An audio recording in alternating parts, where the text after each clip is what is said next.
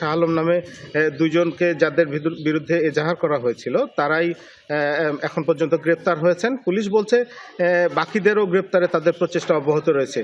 ঘটনাটি আসলে বুধবার সন্ধ্যার দিকের ঘটনা।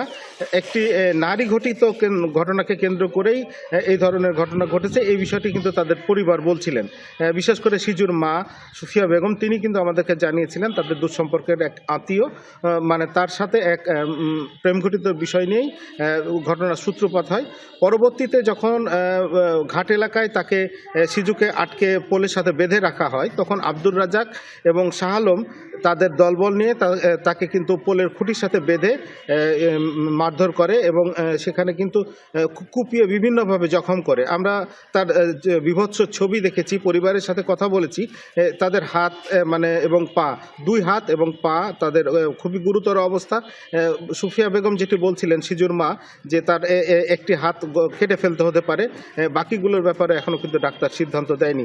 এটি স্থানীয় একটি মবের ঘটনা। কারণ হচ্ছে যে যারা এই ঘটনার সাথে জড়িত তারা কিন্তু ঘটনার পরদিন কিন্তু কিছু সমর্থক তারা এই ঘটনাকে কেন্দ্র করে আসামিদের যাতে গ্রেপ্তার না করা হয় সেজন্য কিন্তু তারা মানববন্ধনের আয়োজন করে। তো সব মিলিয়ে এই বিষয়টি একটি ন্যাক্কারজনক ঘটনা বলছেন স্থানীয়রা, এবং পুলিশও তৎপরতার সাথে বলছেন যে এই অপরাধের সাথে যারা জড়িত আছে তাদেরকে আইনের আওতায় আনতে তারা বদ্ধপরিকর। ধন্যবাদ আপনাকে জুয়েল।